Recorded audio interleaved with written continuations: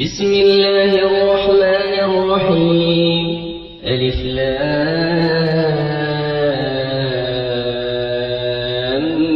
ميم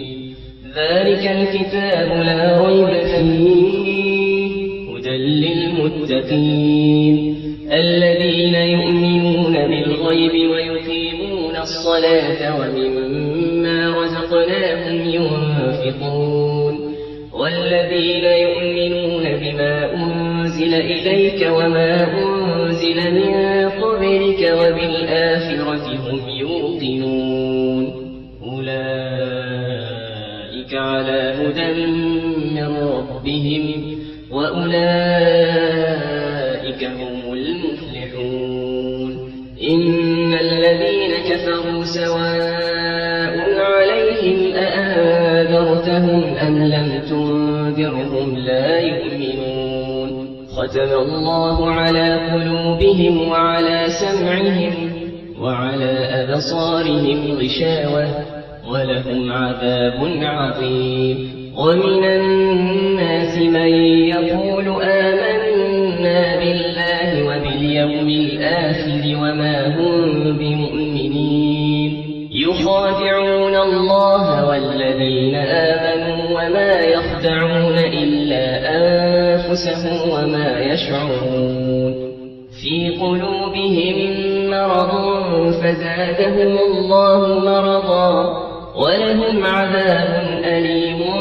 بما كانوا يكذبون وإذا قيل لهم لا تفسدوا في الأرض قالوا إنما نحن مصلحون ألا إنهم هم المفسدون ولكن لا يشعرون وإذا قيل لهم آمنوا كما آمن الناس قالوا أنؤمن كما آمن السفهاء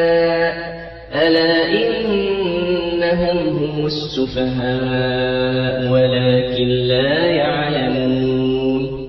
وإذا لقوا الذين آمنوا قالوا آمنا وإذا خلوا إلى شياطينهم قالوا إنا معكم إنما نحن مستهزئون الله يستهزئ بهم ويمدهم في طغيانهم يعمهون أولئك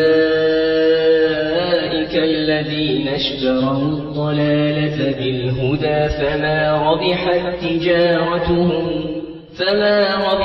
تجارتهم وما كانوا مهتدين مثلهم كمثل الذي استوقد نارا فلما أضاءت ما حوله ذهب الله بنورهم وتركهم في ظلمات لا يبصرون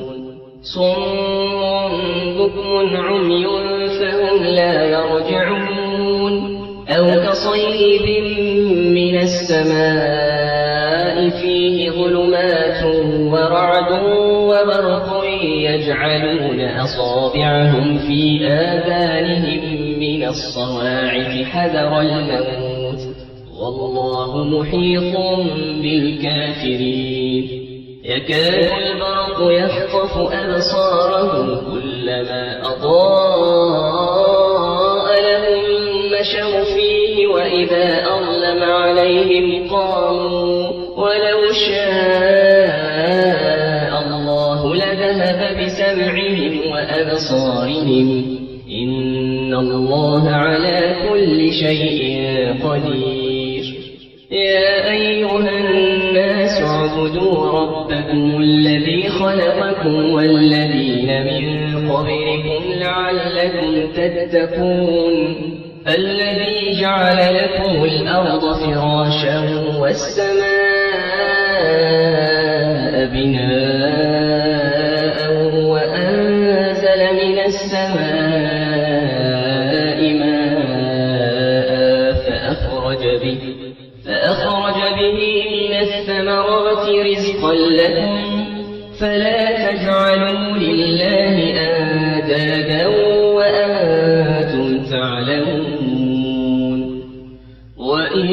كنتم في ريب مما أنزلنا على عبدنا فأتوا بسورة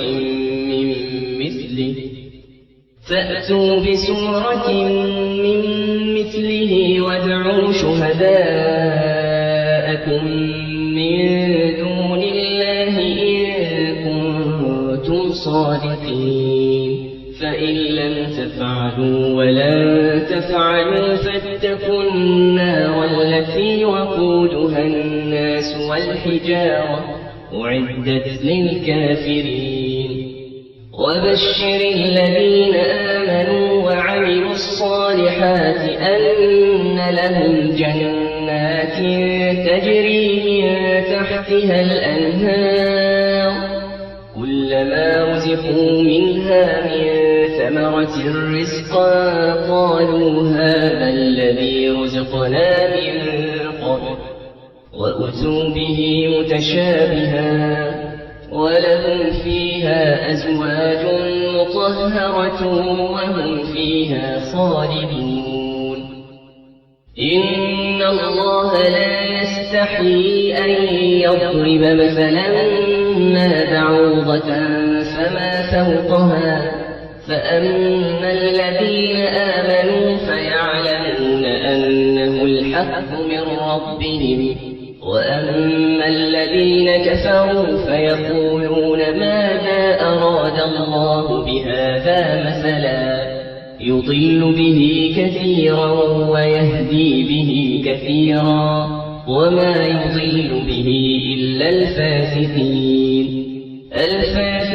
الذين ينقضون عهد الله من بعد ميثاقه ويقطعون ما أمر الله به أن يوصل ويفسدون في الأرض أولئك هم الخاسرون كيف تكفرون بالله وكنتم أمواتا فأحياكم ثم يميتكم ثم يحييكم ثم إليه ترجعون هو الذي خلق لكم ما في الأرض جميعا ثم استوى إلى السماء فسواهن 7 سماوات وهو بكل شيء عليم وإذ قال ربك للملائكة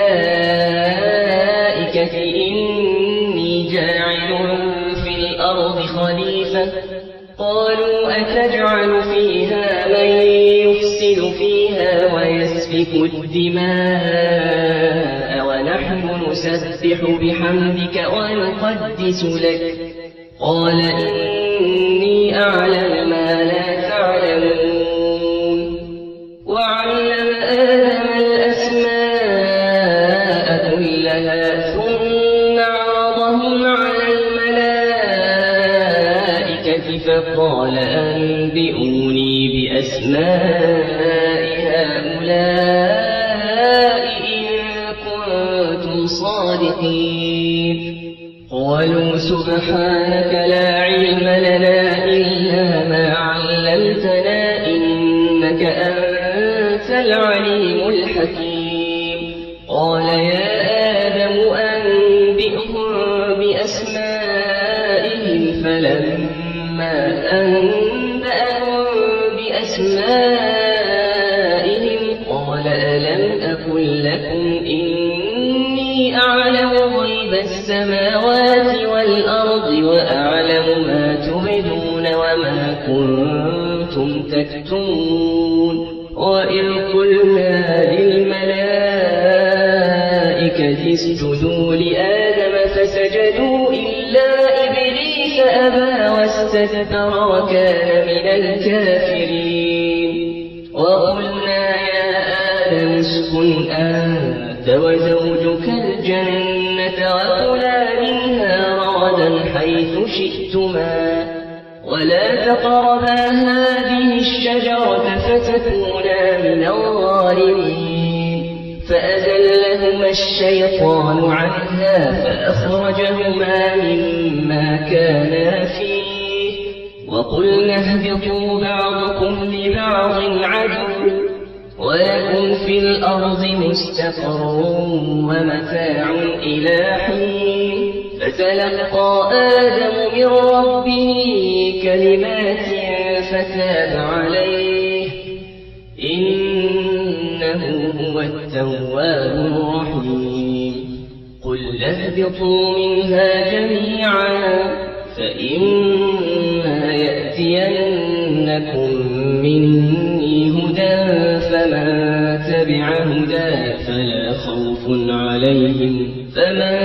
تبع هداي فلا خوف عليهم ولا هم يحزنون والذين كفروا وكذبوا بآياتنا أولئك أصحاب النار هم فيها خالدون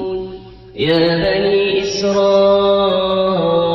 اذكروا نعمتي التي أنعمت عليكم وأوفوا بعهدي أوف بعهدكم وإياي فارهبون وآمنوا بما أنزلت مصدقا لما معكم ولا تكونوا أول كافر به ولا تشتروا بآياتي ثمنا قليلا وإياي فاتقون ولا تلبسوا الحق بالباطل وتكتموا الحق وأنتم تعلمون وأقيموا الصلاة وآتوا الزكاة واركعوا مع الراكعين أتأمرون الناس بالبر وتنسون أنفسكم وأنتم تتلون الكتاب أفلا تعقلون واستعينوا بالصبر والصلاة وإنها لكبيرة إلا على الخاشعين الذين يظنون أنهم ملاقو ربهم وأنهم إليه راجعون يا بني إسرائيل اذكروا نعمتي التي أنعمت عليكم وأني فضلتكم على العالمين واتقوا يوما لا تجزي نفس عن نفس شيئا ولا يقبل منها شفاعة ولا يؤخذ منها عدل ولا هم ينصرون وإذ نجيناكم من آل فرعون يسومونكم سوء العذاب يذبحون أبناءكم ويستحيون نساءكم وفي ذلكم بلاء من ربكم عظيم وإذ فرقنا بكم البحر فأنجيناكم وأغرقنا آل فرعون وأنتم تنظرون وإذ واعدنا موسى 40 ليلة ثم اتخذتم العجل من بعده وأنتم ظالمون ثم عفونا عنكم من بعد ذلك لعلكم تشكرون وإذ آتينا موسى الكتاب والفرقان لعلكم تهتدون وإذ قال موسى لقومه يا قوم إنكم ظلمتم أنفسكم باتخاذكم العجل فتوبوا إلى بارئكم فاقتلوا أنفسكم ذلكم خير لكم عند بارئكم فتاب عليكم إنه هو التواب الرحيم وإذ قلتم يا موسى لن نؤمن لك حتى نرى الله جهرة فأخذتكم الصاعقة وأنتم تنظرون ثم بعثناكم من بعد موتكم لعلكم تشكرون وظللنا عليكم الغمام وأنزلنا المن والسلوى كلوا من طيبات ما رزقناكم وما ظلمونا ولكن كانوا أنفسهم يظلمون وإذ قلنا ادخلوا هذه القرية فكلوا منها حيث شئتم رغدا وادخلوا الباب سجدا وقولوا حطة نغفر لكم خطاياكم وسنزيد المحسنين فبدل الذين ظلموا قولا غير الذي قيل لهم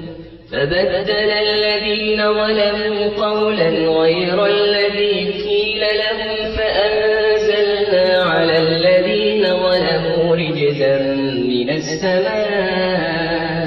بما كانوا يفسقون وإذ استسقى موسى لقومه فقلنا اضرب بعصاك الحجر فانفجرت منه 12 عينا قد علم كل أناس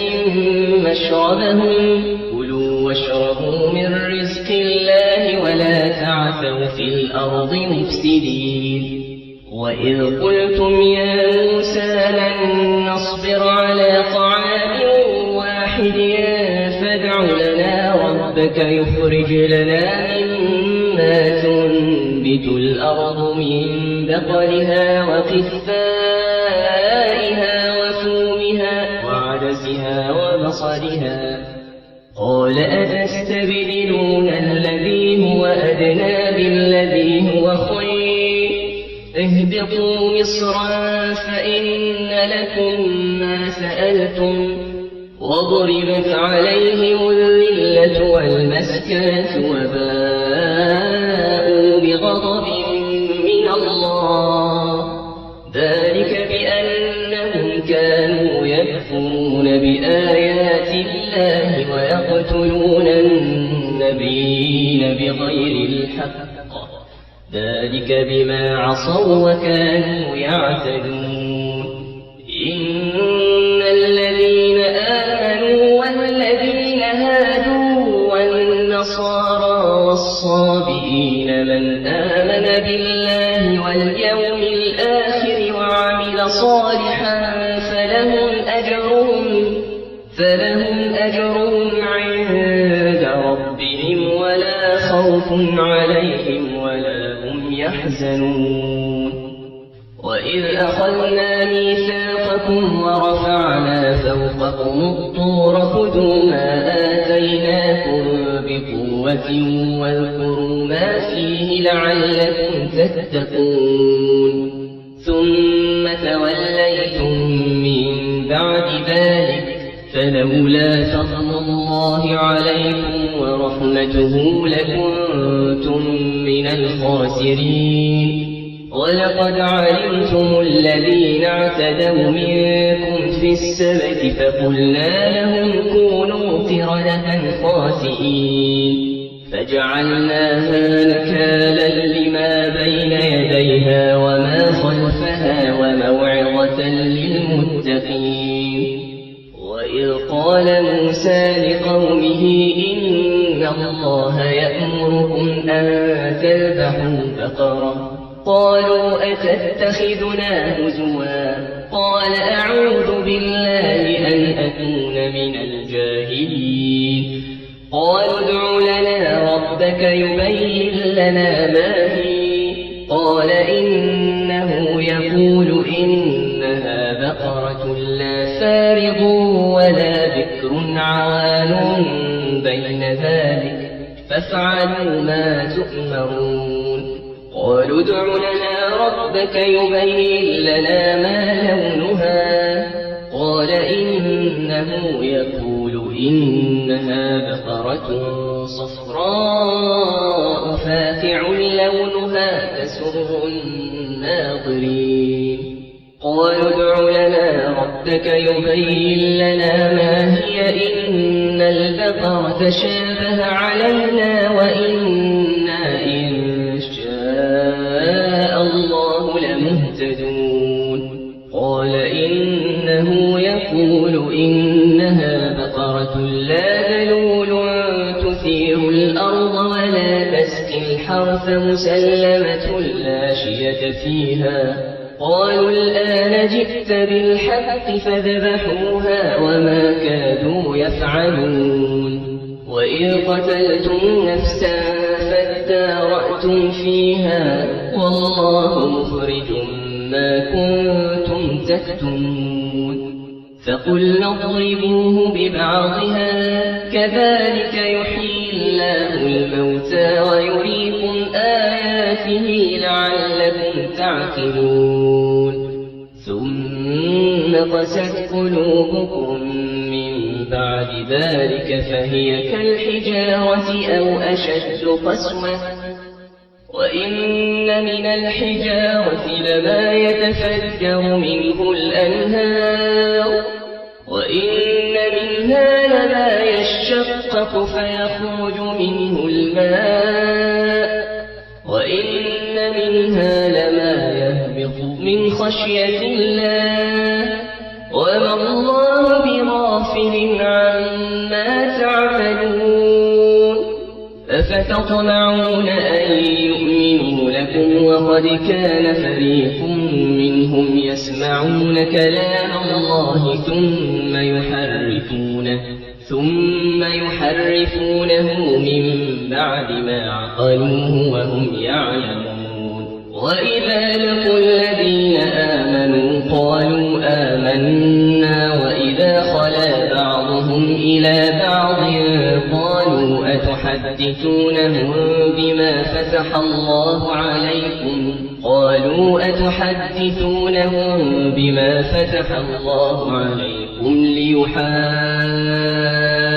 ليحاجوكم به عند ربكم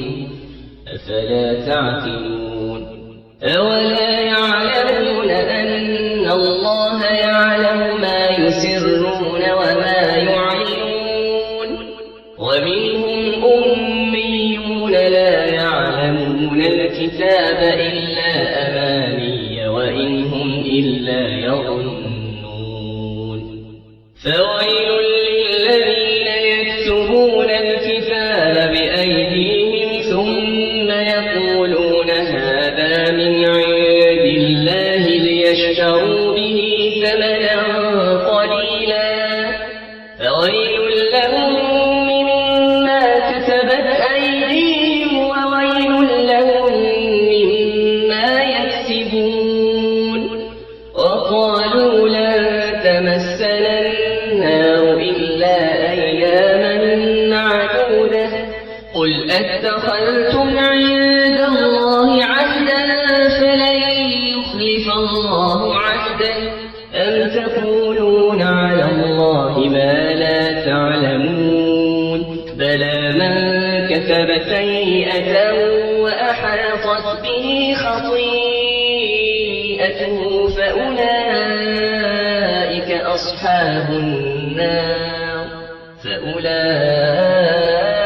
أصحاب النار هم فيها خالدون والذين آمنوا وعملوا الصالحات أولئك أصحاب الجنة هم فيها خالدون وإذ أخذنا ميثاق بني إسرائيل لا تعبدون إلا الله وبالوالدين إحسانا وذي القربى واليتامى والمساكين وقولوا للناس حسنا وأقيموا الصلاة وآتوا الزكاة ثم توليتم إلا قليلا منكم وأنتم معرضون وإذ أخذنا ميثاقكم لا تسفكون دماءكم ولا تخرجون أنفسكم من دياركم ثم أقررتم وأنتم تشهدون ثم أنتم هؤلاء تقتلون أنفسكم وتخرجون فريقا منكم من ديارهم تظاهرون عليهم بالإثم والعدوان وإن يأتوكم أسارى تفادوهم وهو محرم عليكم إخراجهم أفتؤمنون ببعض الكتاب وتكفرون ببعض فما جزاء من يفعل ذلك منكم إلا خزي في الحياة الدنيا ويوم القيامة يردون إلى أشد العذاب وما الله بغافل عما تعملون أولئك الذين اشتروا الحياة الدنيا بالآخرة فلا يخفف عنهم العذاب ولا هم ينصرون ولقد آتينا موسى الكتاب وقفينا من بعده بالرسل وآتينا عيسى بن مريم البينات وأيدناه بروح القدس أفكلما جاءكم رسول بما لا تهوى أنفسكم استكبرتم ففريقا كذبتم وفريقا تقتلون وقالوا قلوبنا غلف بل لعنهم الله بكفرهم فقليلا ما يؤمنون ولما جاءهم كتاب من عند الله مصدق لما معهم وكانوا من قبل يستفتحون على الذين كفروا فلما جاءهم ما عرفوا كفروا به فلعنة الله على الكافرين بئس ما اشتروا به أنفسهم أن يكفروا بما أنزل الله بغيا أن ينزل الله من فضله على من يشاء من عباده فباءوا بغضب على غضب وللكافرين عذاب مهين وإذا قيل لهم آمنوا بما أنزل الله قالوا نؤمن بما أنزل علينا ويكفرون بما وراءه وهو الحق مصدقا لما معهم قل فلم تقتلون أنبياء الله من قبل إن كنتم مؤمنين ولقد جاءكم موسى بالبينات ثم اتخذتم العجل من بعده وأنتم ظالمون وإذ أخذنا ميثاقكم ورفعنا فوقكم الطور خذوا ما آتيناكم بقوة واسمعوا قالوا سمعنا وعصينا وأشربوا في قلوبهم العجل بكفرهم قل بئس ما يأمركم به إيمانكم إن كنتم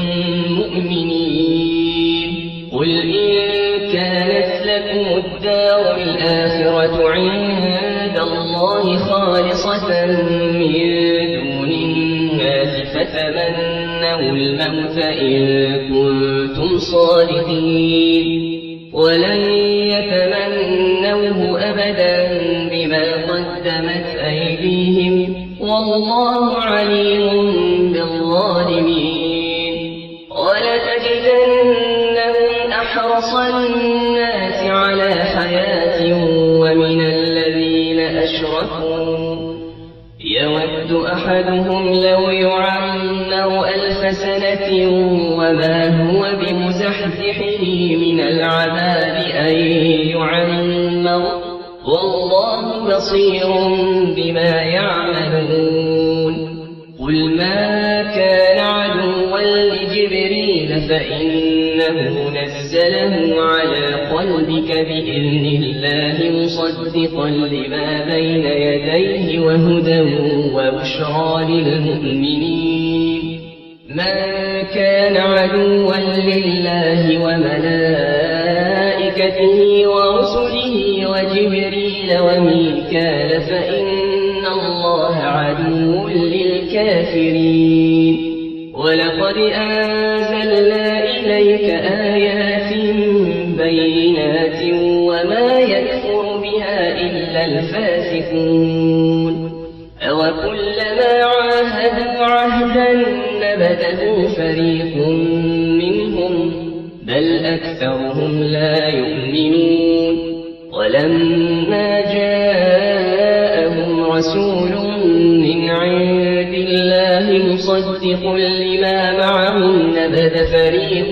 من الذين أوتوا الكتاب كتاب الله وراء ظهورهم كأنهم لا يعلمون واتبعوا ما تتلو الشياطين على ملك سليمان وما كفر سليمان ولكن الشياطين كفروا يعلمون الناس السحر وما أنزل على الملكين ببابل هاروت وماروت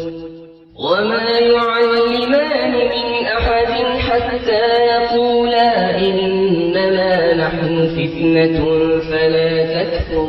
فيتعلمون منهما ما يفرقون به بين المرء وزوجه وما هم بضارين به من أحد إلا بإذن الله ويتعلمون ما يضرهم ولا ينفعهم ولقد علموا لمن اشتراه ما له في الآخرة من خلاق ولبئس ما شروا به أنفسهم لو كانوا يعلمون ولو أنهم آمنوا واتقوا لمثوبة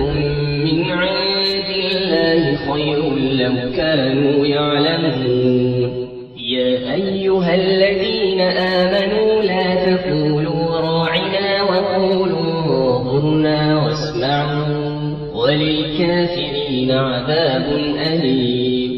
ما يود الذين كفروا من أهل الكتاب ولا المشركين أن ينزل عليكم من خير من ربكم والله يختص برحمته من يشاء والله ذو الفضل العظيم ما ننسخ من آية أو ننسها نأتي بخير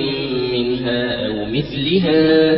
ألم تعلم أن الله على كل شيء قدير ألم تعلم أن الله له ملك السماوات والأرض وما لكم من دون الله من ولي ولا نصير أم تريدون أن تسألوا رسولكم كما سئل موسى من قبل ومن يتبدل الكفر بالإيمان فقد ضل سواء السبيل ود كثير من أهل الكتاب لو يردونكم من بعد إيمانكم كفارا حسدا من عند أنفسهم من بعد ما تبين لهم الحق فاعفوا واصفحوا حتى يأتي الله بأمره إن الله على كل شيء قدير وأقيموا الصلاة وآتوا الزكاة وما تقدموا لأنفسكم من خير تجدوه عند الله إن الله بما تعملون بصير وقالوا لن يدخل الجنة إلا من كان هودا أو نصارى تلك أمانيكم قل هاتوا برهانكم إن كنتم صادقين بلى من أسلم وجهه لله وهو محسن فله أجره عند ربه ولا خوف عليهم ولا هم يحزنون وقالت اليهود ليست النصارى على شيء وقالت النصارى ليست اليهود على شيء وهم يتلون الكتاب كذلك قال الذين لا يعلمون مثل قولهم فالله يحكم بينهم يوم القيامة فيما كانوا فيه يختلفون ومن أظلم ممن منع مساجد الله أن يذكر فيها اسمه وسعى في خرابها أولئك ما كان لهم أن يدخلوها إلا خائفين لهم في الدنيا خزي ولهم في الآخرة عذاب عظيم ولله المشرق والمغرب فأينما تولوا فثم وجه الله إن الله واسع عليم وقالوا اتخذ الله ولدا سبحانه بل له ما في السماوات والأرض كل له قانتون بديع السماوات والأرض وإذا قضى أمرا فإنما يقول له كن فيكون وقال الذين لا يعلمون لولا يكلمنا الله أو تأتينا آية كذلك قال الذين من قبلهم مثل قولهم تشابهت قلوبهم قد بينا الآيات لقوم يوقنون إنا أرسلناك بالحق بشيرا ونذيرا ولا تسأل عن أصحاب الجحيم ولن ترضى عنك اليهود ولا النصارى حتى تتبع ملتهم قل إن هدى الله هو الهدى ولئن اتبعت أهواءهم بعد الذي جاءك من العلم ما لك من الله من ولي ولا نصير الذين آتيناهم الكتاب يتلونه حق تلاوته أولئك يؤمنون به ومن يكفر به فأولئك هم الخاسرون يا بني إسرائيل اذكروا نعمتي التي أنعمت عليكم وأني فضلتكم على العالمين واتقوا يوما لا تجزي نفس عن نفس شيئا ولا يقبل منها عدل ولا تنفعها شفاعة ولا هم ينصرون وإذ ابتلى إبراهيم ربه بكلمات فأتمهن قال إني جاعلك للناس إماما قال ومن ذريتي قال لا ينال عهد الظالمين وإذ جعلنا البيت مثابة للناس وأمنا واتخذوا من مقام إبراهيم مصلى وعهدنا إلى إبراهيم وإسماعيل أن طهر بيتي للطائفين والعاكفين والركع السجود وإذ قال إبراهيم رب اجعل هذا بلدا آمنا وارزق أهله من الثمرات من آمن منهم بالله واليوم الآخر قال ومن كفر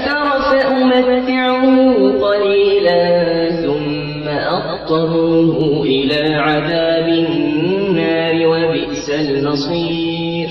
وإذ يرفع إبراهيم القواعد من البيت وإسماعيل ربنا تقبل منا إنك أنت السميع العليم ربنا واجعلنا مسلمين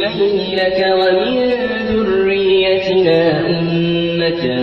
مسلمة لك وأرنا مناسكنا وتب علينا إنك أنت التواب الرحيم ربنا وابعث فيهم رسولا منهم يتلو عليهم آياتك ويعلمهم الكتاب والحكمة ويزكيهم إنك أنت العزيز الحكيم ومن يرغب عن ملة إبراهيم إلا من سفه نفسه ولقد اصطفيناه في الدنيا وإنه في الآخرة لمن الصالحين إذ قال له ربه أسلم قال أسلمت لرب العالمين ووصى بها إبراهيم بنيه ويعقوب يا بني إن الله اصطفى لكم الدين فلا تموتن إلا وأنتم مسلمون أم كنتم شهداء إذ حضر يعقوب الموت إذ قال لبنيه ما تعبدون من بعدي قالوا نعبد إلهك وإله آبائك إبراهيم وإسماعيل وإسحاق إلها واحدا ونحن له مسلمون تلك أمة قد خلت لها ما كسبت ولكم ما كسبتم ولا تسألون عما كانوا يعملون وقالوا كونوا هودا أو نصارى تهتدوا قل بل ملة إبراهيم حنيفا وما كان من المشركين قولوا آمنا بالله وما أنزل إلينا وما أنزل إلى إبراهيم وإسماعيل وإسحاق ويعقوب والأسباط وما أوتي موسى وعيسى وما أوتي النبيون من ربهم لا نفرق بين أحد منهم ونحن له مسلمون فإن آمنوا بمثل ما آمنتم به فقد اهتدوا وإن تولوا فإنما هم في شقاق فسيكفيكهم الله وهو السميع العليم صبغة الله ومن أحسن من الله صبغة ونحن له عابدون قل أتحاجوننا في الله وهو ربنا وربكم ولنا أعمالنا ولكم أعمالكم ونحن له مخلصون أم تقولون إن إبراهيم وإسماعيل وإسحاق ويعقوب والأسباط كانوا هودا أو نصارى قل أأنتم أعلم أم الله ومن أظلم ممن كتم شهادة عنده من الله وما الله بغافل عما تعملون تلك أمة قد خلت لها ما كسبت ولكم ما كسبتم ولا تسألون عما كانوا يعملون سيقول السفهاء من الناس ما ولاهم عن قبلتهم التي كانوا عليها قل لله المشرق والمغرب يهدي من يشاء إلى صراط مستقيم وكذلك جعلناكم أمة وسطا لتكونوا شهداء على الناس ويكون الرسول عليكم شهيدا وما جعلنا القبلة التي كنت عليها إلا لنعلم من يتبع الرسول ممن ينقلب على عقبيه وإن كانت لكبيرة إلا على الذين هدى الله وما كان الله ليضيع إيمانكم إن الله بالناس لرءوف رحيم قد نرى تقلب وجهك في السماء فلنولينك قبلة ترضاها فول وجهك شطر المسجد الحرام وحيث ما كنتم فولوا وجوهكم شطره وإن الذين أوتوا الكتاب ليعلمون أنه الحق من ربهم وما الله بغافل عما يعملون ولئن أتيت الذين أوتوا الكتاب بكل آية ما تبعوا قبلتك وما أنت بتابع قبلتهم وما بعضهم بتابع قبلة بعض ولئن اتبعت أهواءهم من بعد ما جاءك من العلم إنك إذا لمن الظالمين الذين آتيناهم الكتاب يعرفونه كما يعرفون أبناءهم وإن فريقا منهم ليكتمون الحق وهم يعلمون الحق من ربك فلا تكونن من الممترين ولكل وجهة هو موليها فاستبقوا الخيرات أينما تكونوا يأتي بكم الله جميعا إن الله على كل شيء قدير ومن حيث خرجت فول وجهك شطر المسجد الحرام وإنه للحق من ربك وما الله بغافل عما تعملون ومن حيث خرجت فول وجهك شطر المسجد الحرام وحيث ما كنتم فولوا وجوهكم شطره لئلا يكون للناس عليكم حجة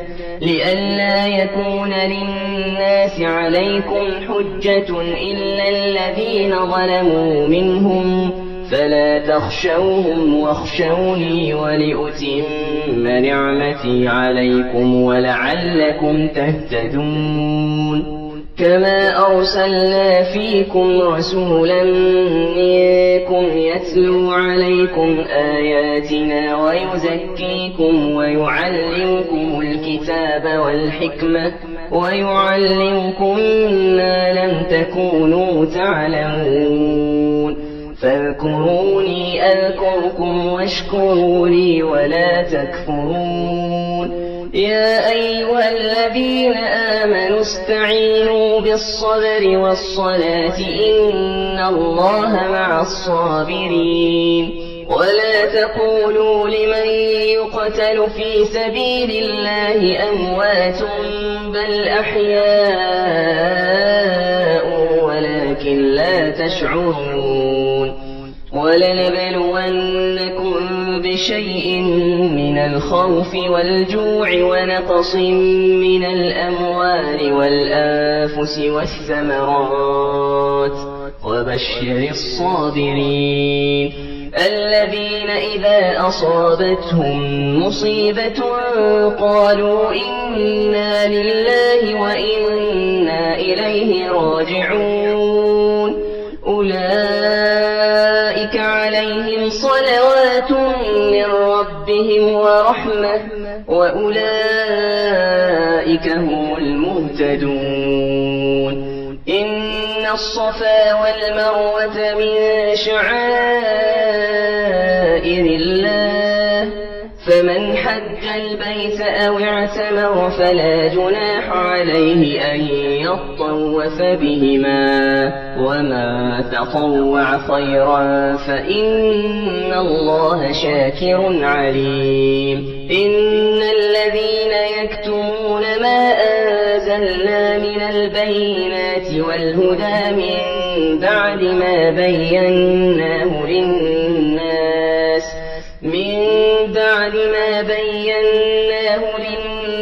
في الكتاب أولئك يلعنهم الله ويلعنهم اللاعنون إلا الذين تابوا وأصلحوا وبينوا فأولئك أتوب عليهم وأنا التواب الرحيم. إن الذين كفروا وماتوا وهم كفار أولئك عليهم لعنة الله والملائكة والناس أجمعين خالدين فيها لا يخفف عنهم العذاب ولا هم ينظرون. وإلهكم إله واحد لا إله إلا هو الرحمن الرحيم. إن في خلق السماوات والأرض واختلاف الليل والنهار والفلك التي تجري في البحر بما ينفع الناس وما أنزل الله من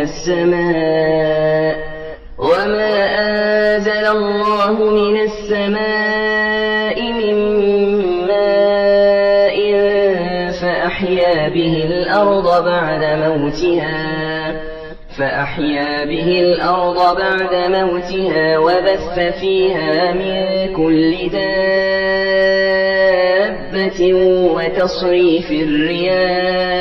وتصريف الرياح والسحاب المسخر بين السماء والأرض لآيات لقوم يعقلون. ومن الناس من يتخذ من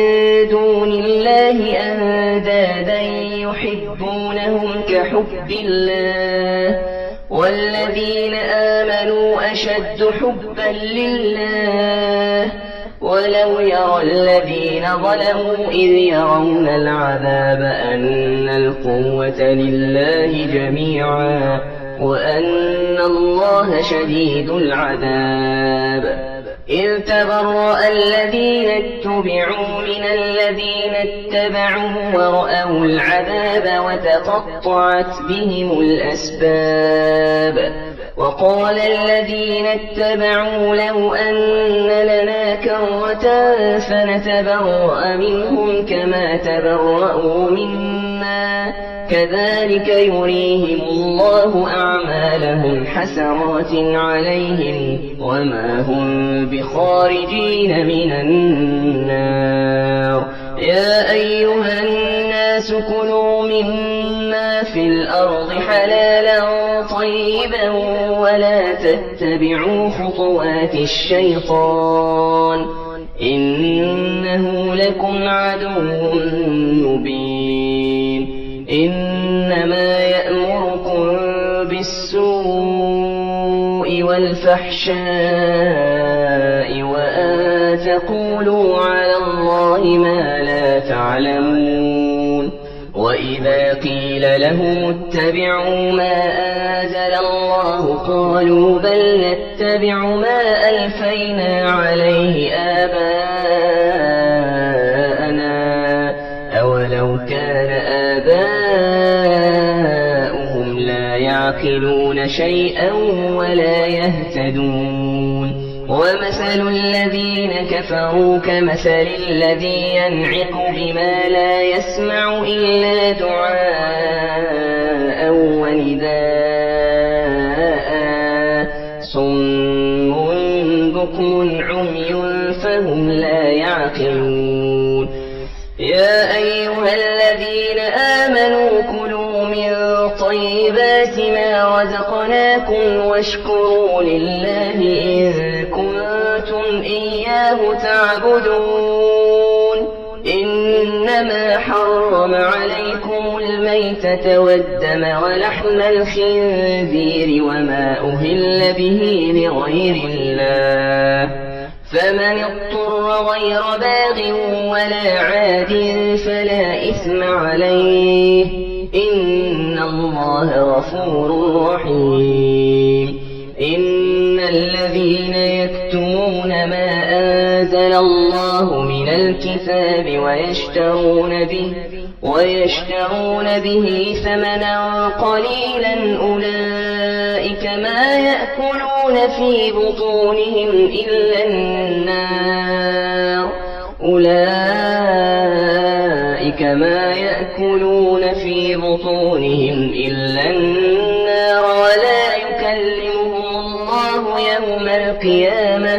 ولا يكلمهم الله يوم القيامة ولا يزكيهم ولهم عذاب أليم أولئك الذين اشتروا الضلالة بالهدى والعذاب بالمغفرة فما أصبرهم على النار ذلك بأن الله نزل الكتاب بالحق وإن الذين اختلفوا في الكتاب لفي شقاق بعيد ليس البر أن تولوا وجوهكم قبل المشرق والمغرب ولكن البر من آمن بالله واليوم الآخر والملائكة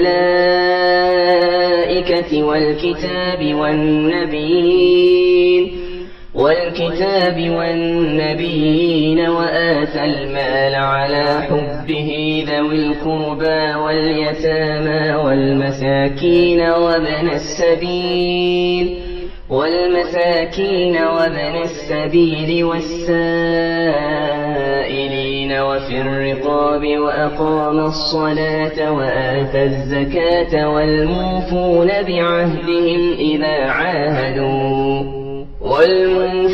بعهدهم إذا عاهدوا والصابرين في البأساء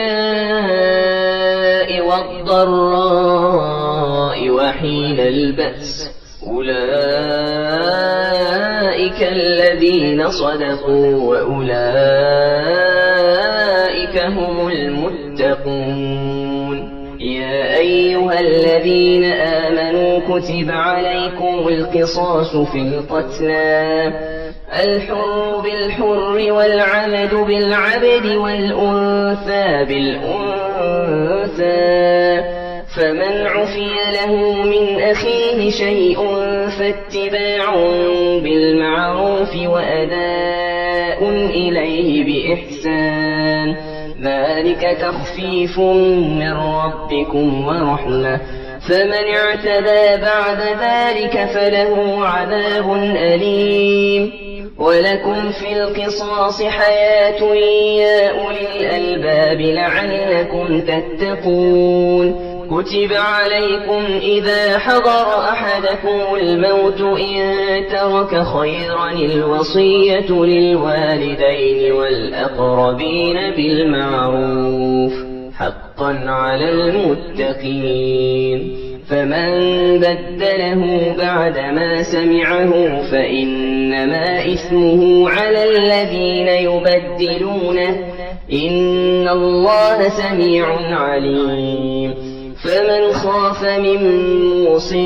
جنفا أو إثما فأصلح بينهم فلا إثم عليه إن الله غفور رحيم يا أيها الذين آمنوا كتب عليكم الصيام كما كتب على الذين من قبلكم لعلكم تتقون أياما معدودات فمن كان منكم مريضا أو على سفر فعدة من أيام أخر وعلى الذين يطيقونه فدية طعام مسكين فمن تطوع خيرا فهو خير له، وأن تصوموا خير لكم إن كنتم تعلمون. شهر رمضان الذي أنزل فيه القرآن هدى للناس وبينات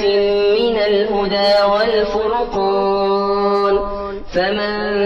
شهد منكم الشهر فليصم، ومن كان مريضا أو على سفر فعدة من أيام أخر، يريد الله بكم اليسر ولا يريد بكم العسر، ولتكملوا العدة ولتكبروا الله على ما هداكم ولعلكم تشكرون. وإذا سألك عبادي عني فإني قريب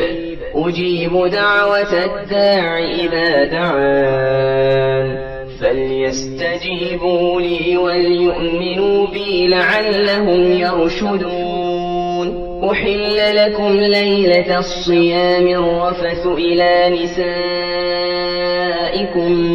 هن لباس لكم وأنتم لباس لهن، علم الله أنكم كنتم تختانون أنفسكم فتاب عليكم وعفى عنكم، فالآن باشروهن وابتغوا ما كتب الله لكم،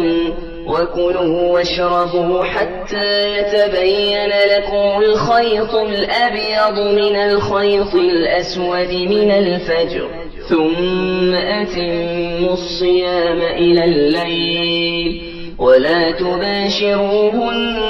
وأنتم عاكفون في المساجد، تلك حدود الله فلا تقربوها، كذلك يبين الله آياته للناس لعلهم يتقون. ولا تأكلوا أموالكم بينكم بالباطل وتدلوا بها إلى الحكام لتأكلوا فريقا من أموال الناس بالإثم وأنتم تعلمون. يسألونك عن الأهلة قل هي مواقيت للناس والحج، وليس البر بأن تأتوا البيوت من ظهورها، ولكن البر من اتقى، وأتوا البيوت من أبوابها، واتقوا الله لعلكم تفلحون. وقاتلوا في سبيل الله الذين يقاتلونكم ولا تعتدوا، إن الله لا يحب المعتدين. واقتلوهم حيث ثقفتموهم وأخرجوهم من حيث أخرجوكم، والفتنة أشد من القتل، ولا تقاتلوهم عند المسجد الحرام حتى يقاتلوكم فيه، فإن قاتلوكم فاقتلوهم، كذلك جزاء الكافرين. فإن انتهوا فإن الله غفور رحيم. وقاتلوهم حتى لا تكون فتنة ويكون الدين لله، فإن انتهوا فلا عدوان إلا على الظالمين. الشهر الحرام بالشهر الحرام والحرمات قصاص، فمن اعتدى عليكم فاعتدوا عليه بمثل ما اعتدى عليكم، واتقوا الله واعلموا أن الله مع المتقين. وأنفقوا في سبيل الله ولا تلقوا بأيديكم إلى التهلكة، وأحسنوا إن الله يحب المحسنين. وأتموا الحج والعمرة لله، فإن أحصرتم فما استيسر من الهدي ولا تحلقوا رؤوسكم حتى يبلغ الهدي محله فمن كان منكم مريضا أو به أذى من رأسه ففدية من صيام أو صدقة أو نسك فإذا أمنتم فمن تمتع بالعمرة إلى الحج فما استيسر من الهدي فمن لم يجد فصيام 3 أيام في الحج و7 إذا رجعتم تلك 10 كاملة ذلك لمن لم يكن أهله حاضر المسجد الحرام واتقوا الله واعلموا أن الله شديد العقاب الحج أشهر معلومات فمن فرض فيهن الحج فلا رفث ولا فسوق ولا جدال في الحج وما تفعلوا من خير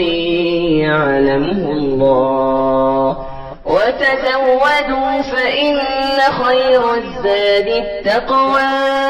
واتقون يا أولي الألباب ليس عليكم جناح أن تبتغوا فضلا من ربكم فإذا أفضتم من عرفات فاذكروا الله عند المشعر الحرام واذكروه كما هداكم وإن كنتم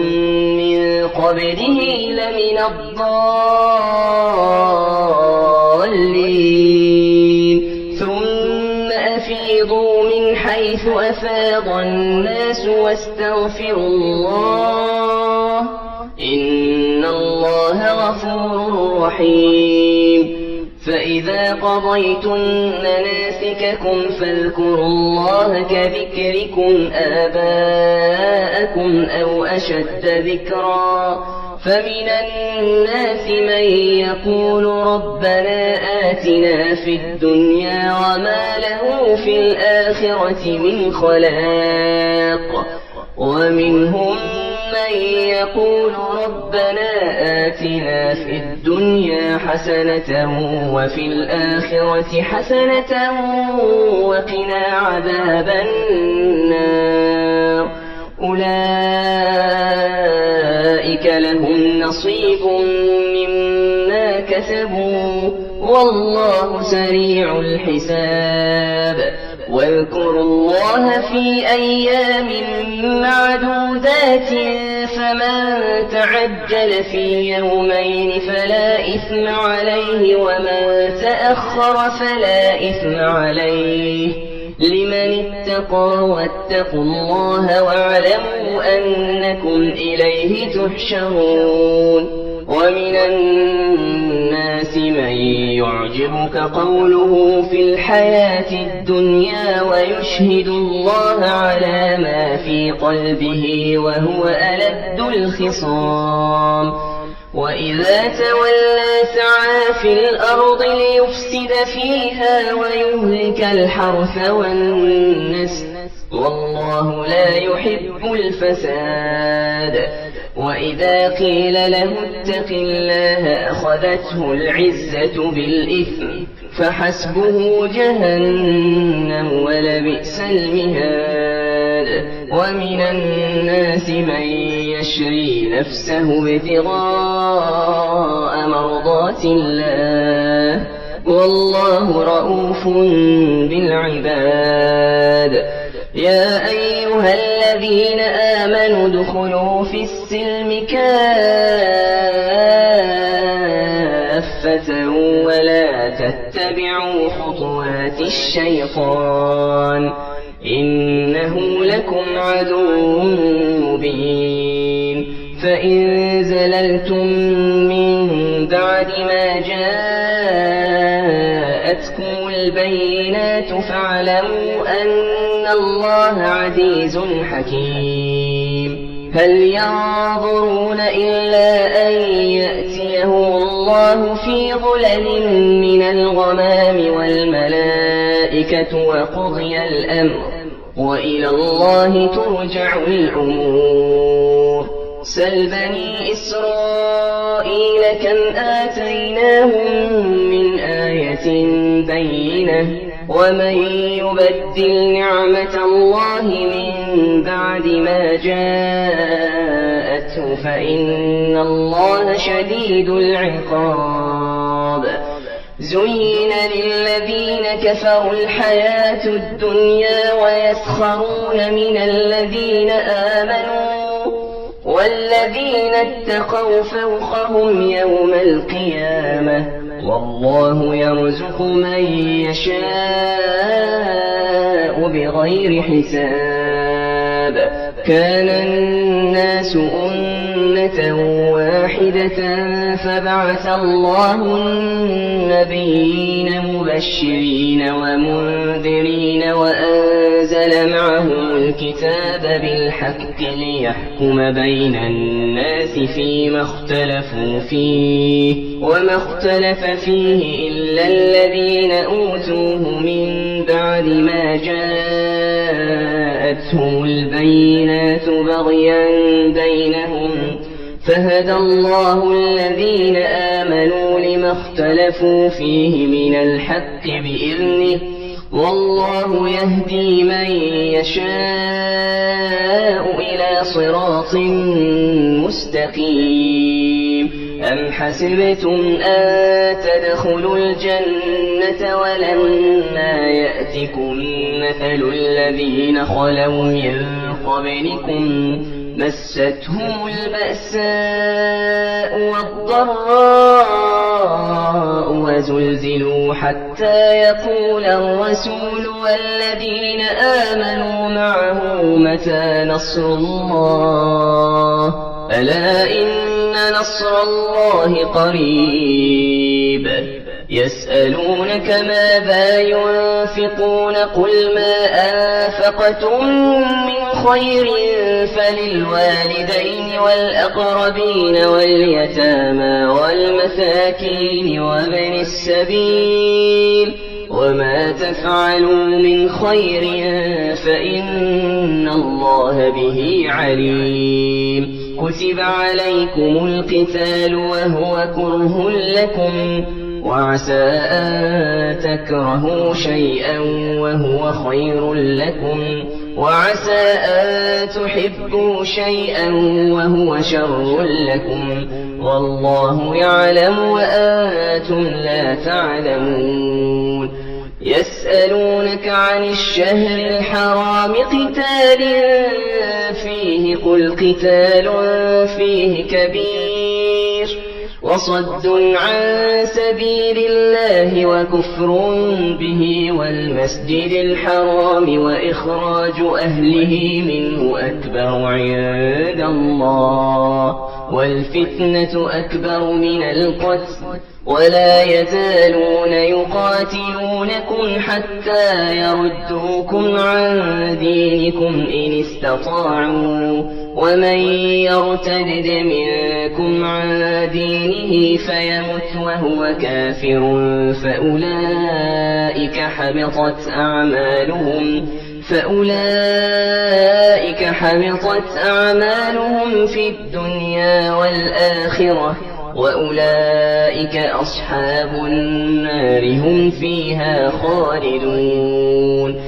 إن الذين آمنوا والذين هاجروا وجاهدوا في سبيل الله أولئك يرجون رحمة الله والله غفور رحيم يسألونك عن الخمر والميسر قل فيهما إثم كبير ومنافع للناس وإثمهما أكبر من نفعهما ويسألونك ماذا ينفقون قل العفو كذلك يبين الله لكم الآيات لعلكم تتفكرون في الدنيا والآخرة ويسألونك عن اليتامى قل إصلاح لهم خير وإن تخالطوهم فإخوانكم والله يعلم المفسد من المصلح ولو شاء الله لأعنتكم إن الله عزيز حكيم ولا تنكحوا المشركات حتى يؤمنوا ولأمة مؤمنة خير من مشركة ولو أعجبتكم ولأمة مؤمنة خير من مشركة ولو أعجبتكم ولا تنكحوا المشركين حتى يؤمنوا ولعبد مؤمن خير من مشرك ولو أعجبكم أولئك يدعون إلى النار والله يدعو إلى الجنة والمغفرة بإذنه ويبين آياته للناس لعلهم يتذكرون ويسألونك عن المحيض قل هو أذى فاعتزلوا النساء في المحيض ولا تقربوهن حتى يطهرن فإذا تطهرن فأتوهن من حيث أمركم الله إن الله يحب التوابين ويحب المتطهرين نساؤكم حرث لكم فأتوا حرثكم أنى شئتم وقدموا لأنفسكم واتقوا الله واعلموا أنكم ملاقوه وبشر المؤمنين ولا تجعلوا الله عرضة لأيمانكم أن تبروا وتتقوا وتصلحوا بين الناس والله سميع عليم لا يؤاخذكم الله باللغو في أيمانكم ولكن يؤاخذكم بما كسبت قلوبكم والله غفور حليم للذين يؤلون من نسائهم تربص 4 أشهر فإن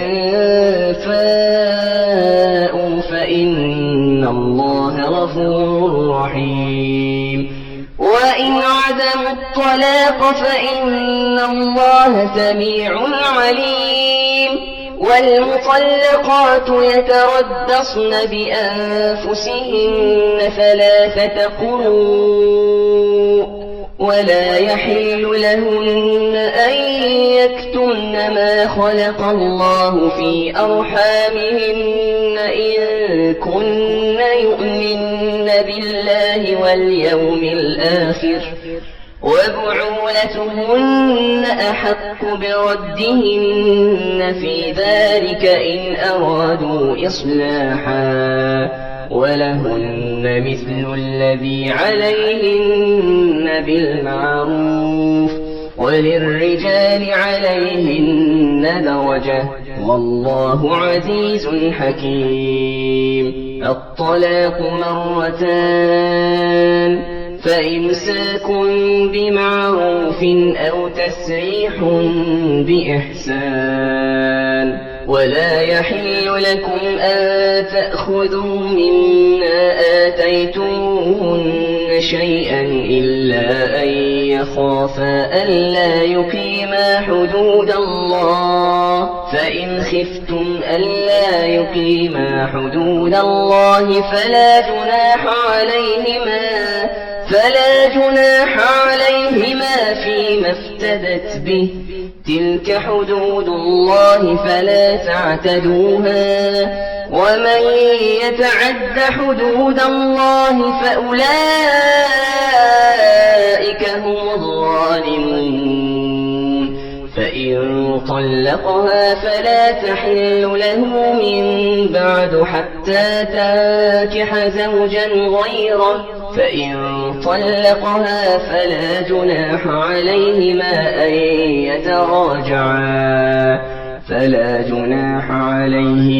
أن يتراجعا إن ظنا أن يقيما حدود الله، وتلك حدود الله يبينها لقوم يعلمون.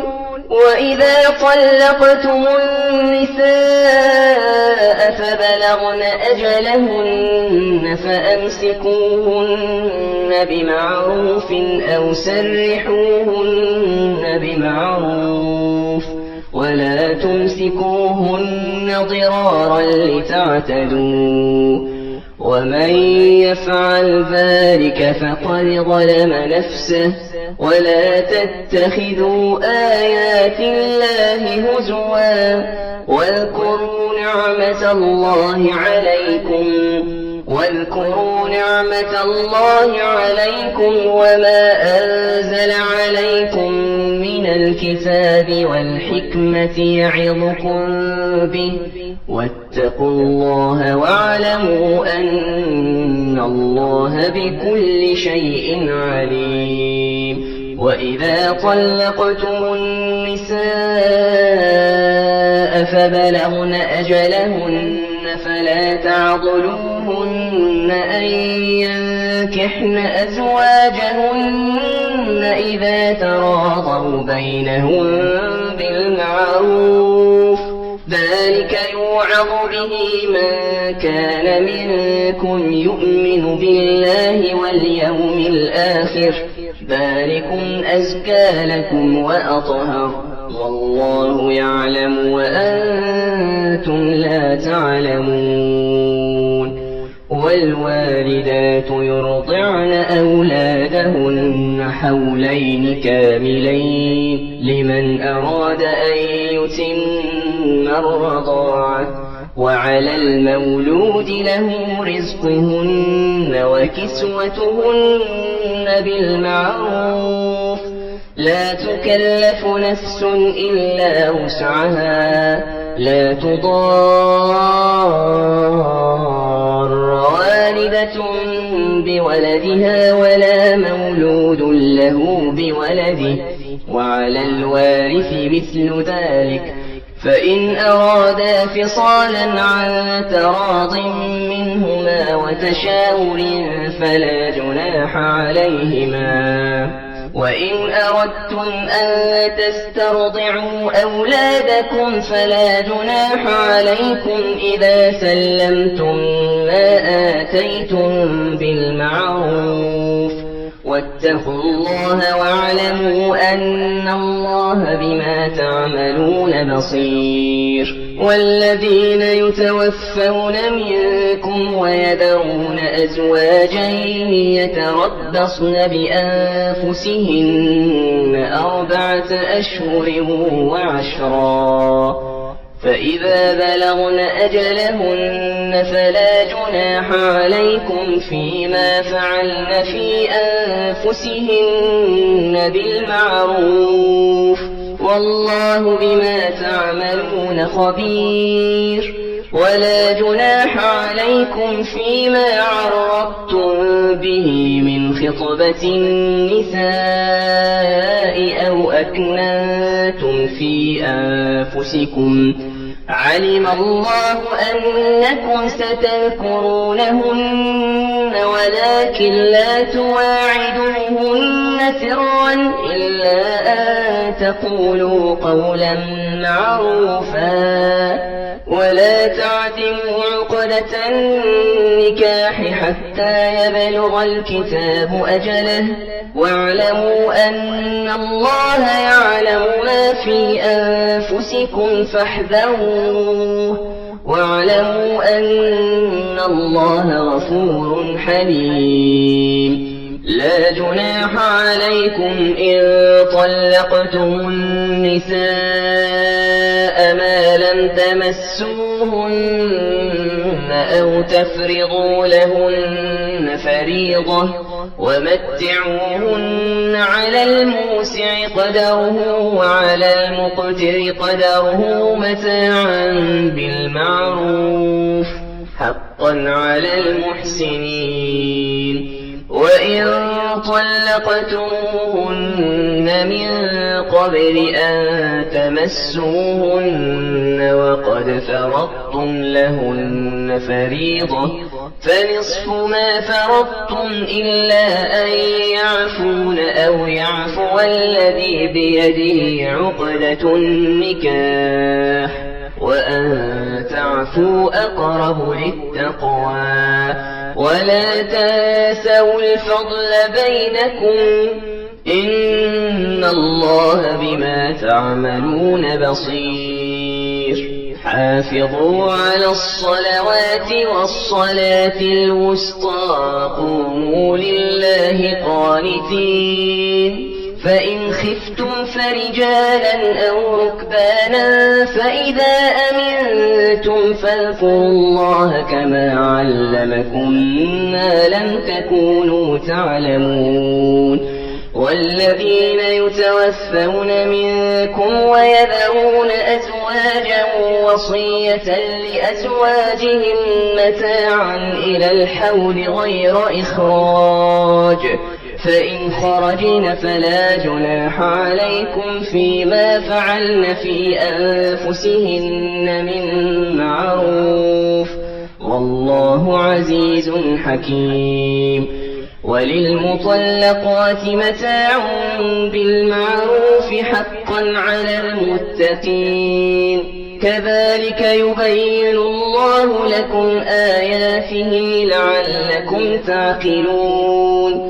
ألم تر إلى الذين خرجوا من ديارهم وهم ألوف حذر الموت فقال لهم الله موتوا ثم أحياهم إن الله لذو فضل على الناس ولكن أكثر الناس لا يشكرون. وقاتلوا في سبيل الله واعلموا أن الله سميع عليم. من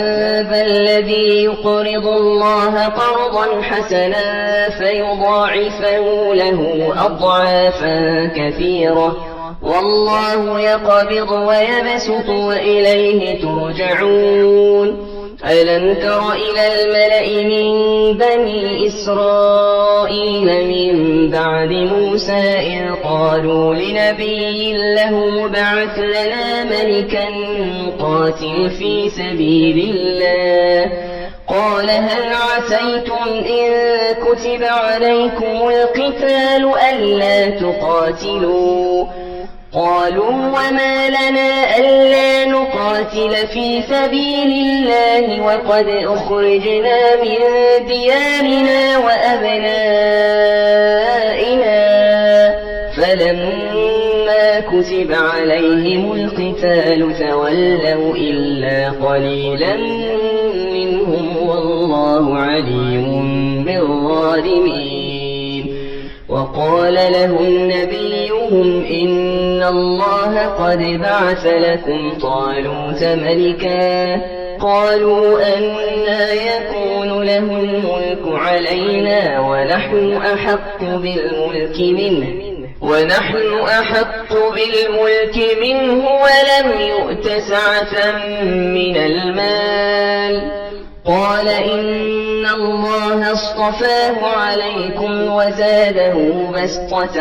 في العلم والجسم والله يؤتي ملكه من يشاء والله واسع عليم. وقال لهم نبيهم إن آية ملكه أن يأتيكم التابوت فيه سكينة من ربكم وبقية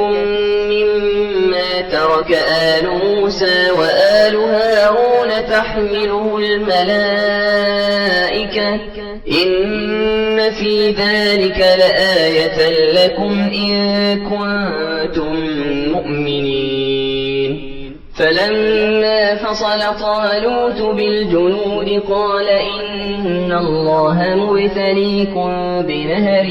فمن شرب منه فليس مني ومن لم يطعمه فإنه مني إلا من اغترف غرفة بيده فشربوا منه إلا قليلا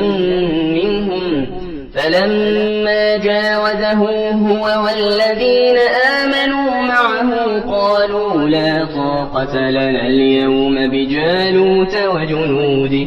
قال الذين يظنون أنهم ملاقو الله كم من فئة قليلة غلبت فئة كثيرة بإذن الله والله مع الصابرين. ولما برزوا لجالوت وجنوده قالوا ربنا أفرغ علينا صبرا وثبت أقدامنا وانصرنا على القوم الكافرين.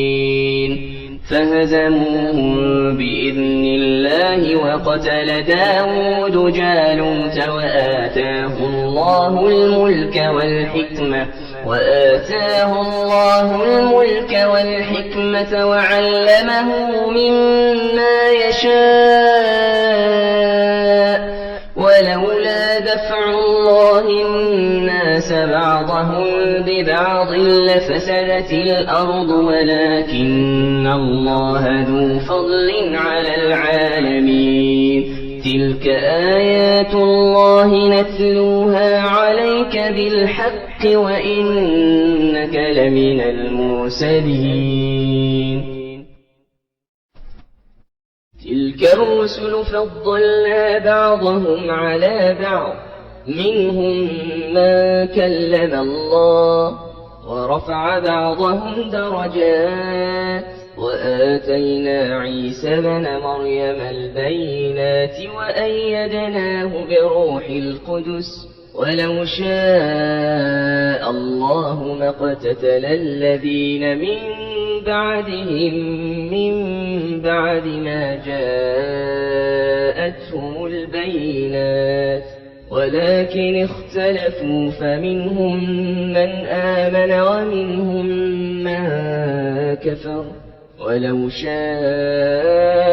الله ما اقتتلوا ولكن الله يفعل ما يريد. يا أيها الذين آمنوا أنفقوا مما رزقناكم من قبل أن يأتي يوم لا بيع فيه ولا خلة ولا شفاعة والكافرون هم الظالمون. الله لا إله إلا هو الحي القيوم لا تأخذه سنة ولا نوم له ما في السماوات وما في الأرض. من ذا الذي يشفع عنده إلا بإذنه يعلم ما بين أيديهم وما خلفهم ولا يحيطون بشيء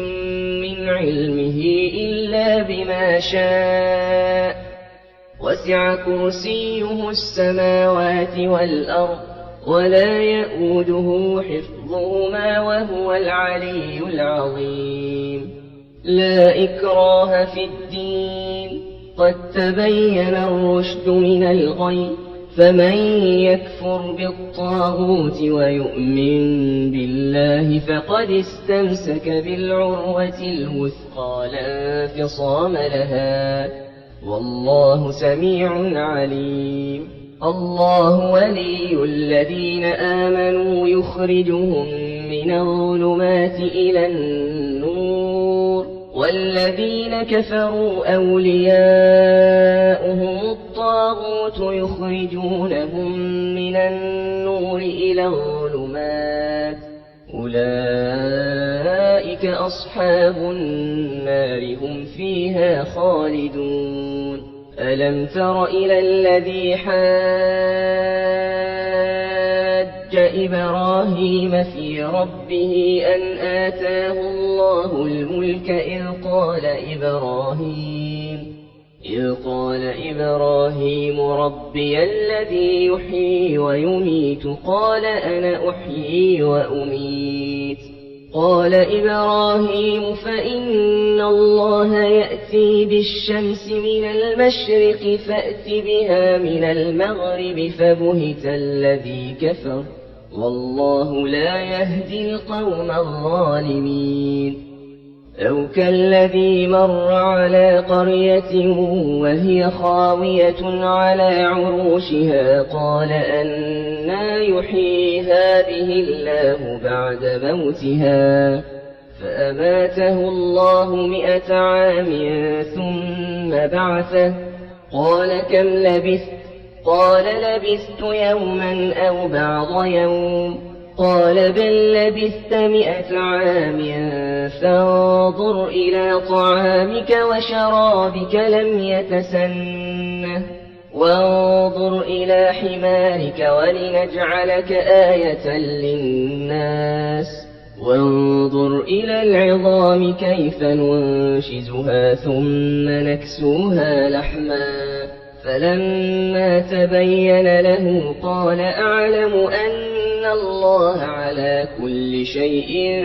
قدير وإذ قال إبراهيم رب أرني كيف تحيي الموتى قال أولم تؤمن قال بلى ولكن ليطمئن قلبي قال فخذ 4 من الطير فصرهن إليك ثم اجعل على كل جبل منهن جزءا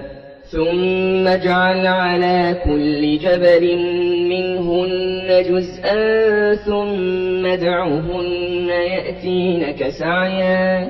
واعلم أن الله عزيز حكيم مثل الذين ينفقون أموالهم في سبيل الله كمثل حبة أنبتت 7 سنابل في كل سنبلة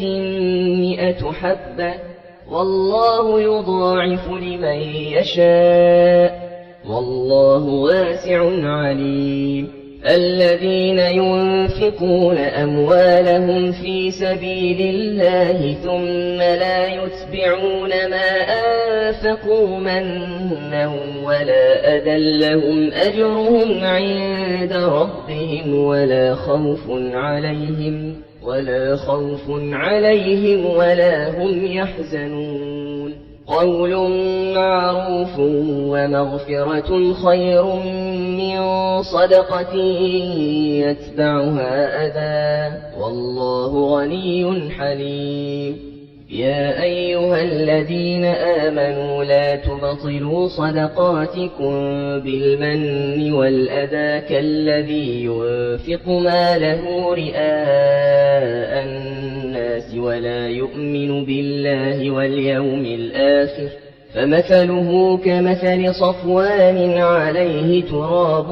فأصابه وابل فتركه صلدا لا يقدرون على شيء مما كسبوا والله لا يهدي القوم الكافرين ومثل الذين ينفقون أموالهم ابتغاء مرضات الله وتثبيتا من أنفسهم كمثل جنة بربوة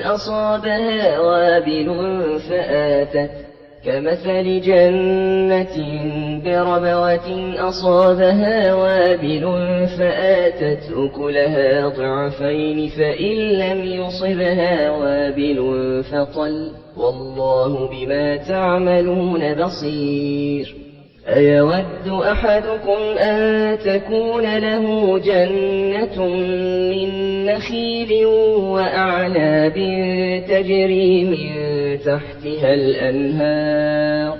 له فيها من كل الثمرات وأصابه الكبر وله ذرية ضعفاء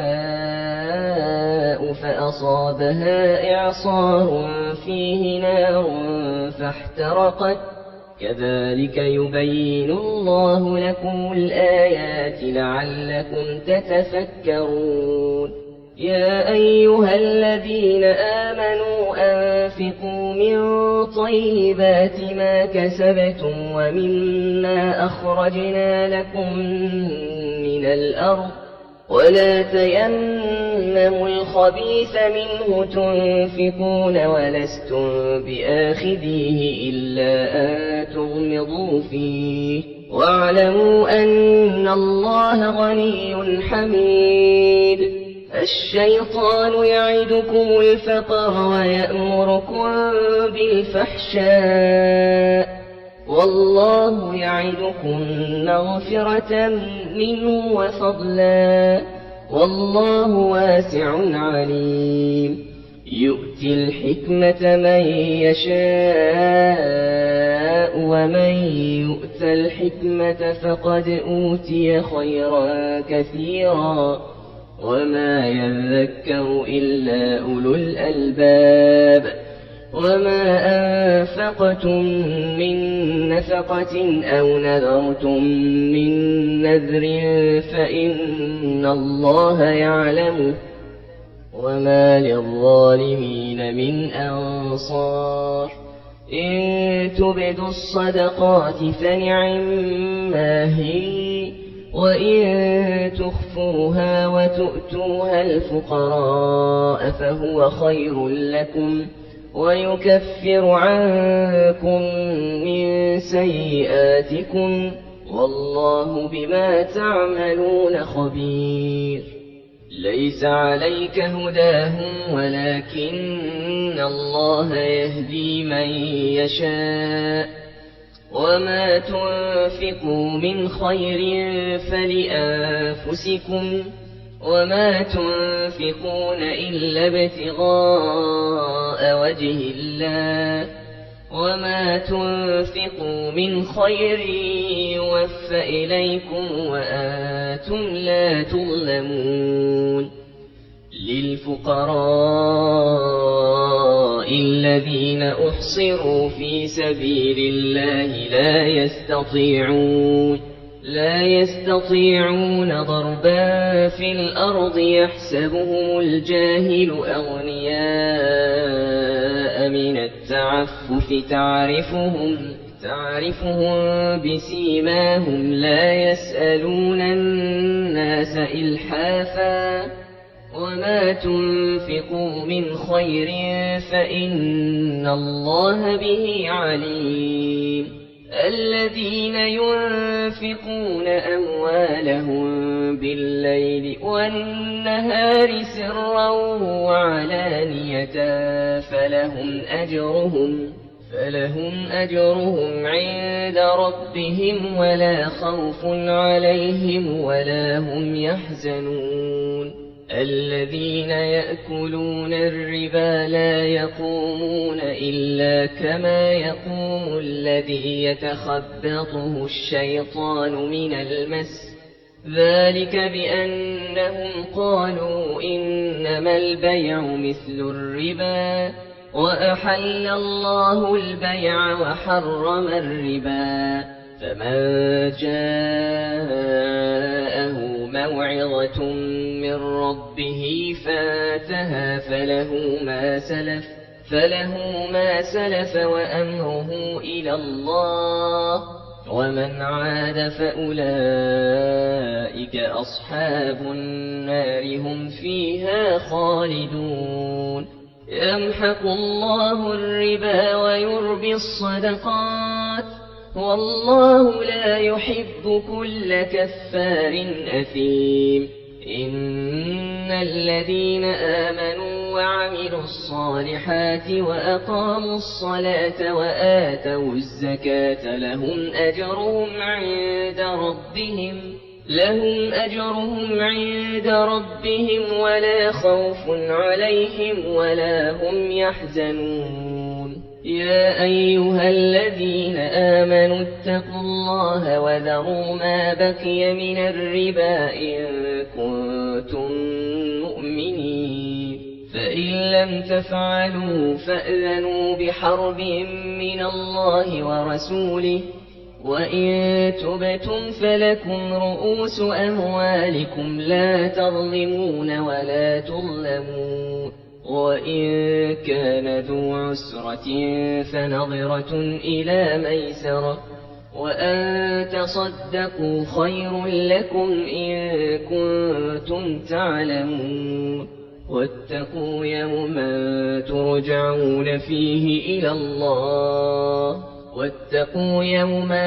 ترجعون فيه إلى الله ثم توفى كل نفس ما كسبت وهم لا يظلمون يا أيها الذين آمنوا إذا تداينتم بدين إلى أجل مسمى فاكتبوه وليكتب بينكم كاتب بالعدل ولا يأب كاتب أن يكتب كما علمه الله فليكتب وليملل الذي عليه الحق وليتق الله ربه ولا يبخس منه شيئا فإن كان الذي عليه الحق سفيها أو ضعيفا أو لا يستطيع أن يمل هو فليملل وليه بالعدل واستشهدوا شهيدين من رجالكم فإن لم يكونا رجلين فرجل وامرأتان ممن ترضون من الشهداء أن تضل إحداهما فتذكر إحداهما الأخرى ولا يأبى الشهداء إذا ما دعوا ولا تسأموا أن تكتبوه صغيرا أو كبيرا إلى أجله ذلكم أقسط عند الله وأقوم للشهادة وأدنى ألا ترتابوا إلا أن تكون تجارة حاضرة تديرونها بينكم فليس عليكم جناح ألا تكتبوها وأشهدوا إذا تبايعتم ولا يضار كاتب ولا شهيد وإن تفعلوا فإنه فسوق بكم واتقوا الله ويعلمكم الله والله بكل شيء عليم وإن كنتم على سفر ولن تجدوا كاتبا فرهان مقبوضة فإن أمن بعضكم بعضا فليؤدي الذي اؤتمن أمانته وليتق الله ربه ولا تكتموا الشهادة ومن يكتمها فإنه آثم قلبه والله بما تعملون عليم لله ما في السماوات وما في الأرض وإن تبدوا ما في أنفسكم أو تخفوه يحاسبكم به الله فيغفر لمن يشاء ويعذب من يشاء والله على كل شيء قدير آمن الرسول بما أنزل إليه من ربه والمؤمنون كل آمن بالله وملائكته وكتبه ورسله لا نفرق بين أحد من رسله وقالوا سمعنا وأطعنا غفرانك ربنا وإليك المصير لا يكلف الله نفسا إلا وسعها لها ما كسبت وعليها ما اكتسبت